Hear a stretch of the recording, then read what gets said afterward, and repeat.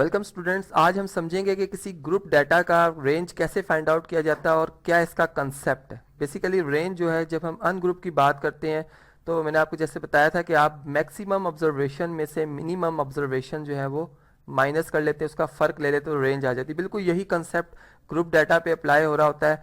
लेकिन यहाँ पर एक बात का ख्याल रखना है कि जब आपके पास क्लासेस बनी होती हैं तो इसमें एक क्लास यानी क्लास इंटरवल्स में गैप होता है, एक क्लास से दूसरी क्लास में गैप होता है। लेकिन जब हम रेंज फाइंड करेंगे तो गैप नहीं होना चाहिए। इसके लिए हम क्या करेंगे, क्लास बाउंड्रीज बनाएंगे। क्लास बाउंड्रीज इसलिए बनाएंगे कि अब देखें इन क्लासेस में हमारे पास गैप नहीं है, बिल्कुल कंटिन्यूस जो है वो क्या हो रही है जी, चेंज होती जा रही हैं और साथ ही इनकी फ्रीक्वेंसीज जो है यहाँ पर मेंशन की गई हुई है। ठीक है, अब हम अगर यहाँ पर देखें कि अगर हम क्लास के हिसाब से एक रेंज फाइंड कर रहे हों और कंसेप्ट बिल्कुल वही है जो कि एक अनग्रुप डाटा का होता है कि मैक्सिमम ऑब्जर्वेशन में से मिनिमम ऑब्जर्वेशन हम उसका फ़र्क देख रहे होते हैं, तो मैक्सिमम जो इसमें वैल्यू है वो हमारे पास 20 है और जो मिनिमम जो हमारे पास वैल्यू आ रही है वो 6 आ रही है।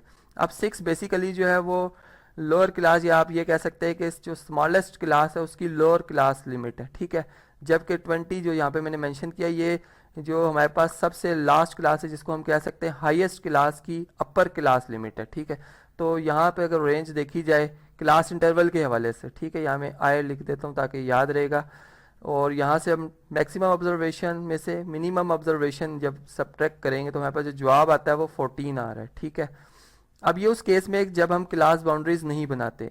फर्ज करें जब हम क्लास बाउंड्रीज बना लेते हैं और तब रेंज फाइंड करते हैं तो हमारे पास क्या इसका आंसर आएगा। यहाँ पे मैं C.B लिख रहा हूँ, क्लास बाउंड्रीज के लिए शॉर्ट एब्रीवेशन है।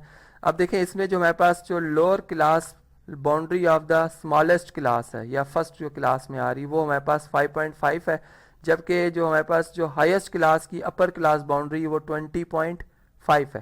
तो यहाँ पर हम 20.5 में से जब 5.5 को सब्ट्रैक्ट करेंगे, इसका फ़र्क लेंगे तो हमारे पास जो जवाब आता है वो 15 आता है। अब आप वाज़े तौर पे देख सकते हैं कि क्लास बाउंड्रीज के केस में रेंज का आंसर 15 है और क्लास इंटरवल के केस में जो हमारे पास आंसर है रेंज का वो 14 है, जो कि फ़र्क है इनमें। तो इसलिए क्लास बाउंड्रीज जो हैं वो हम बनाएंगे लाजमी, क्योंकि अगर हम क्लास बाउंड्रीज नहीं बनाएंगे तो यहाँ पर जो जवाब होगा वो हमारा रॉन्ग हो जाएगा।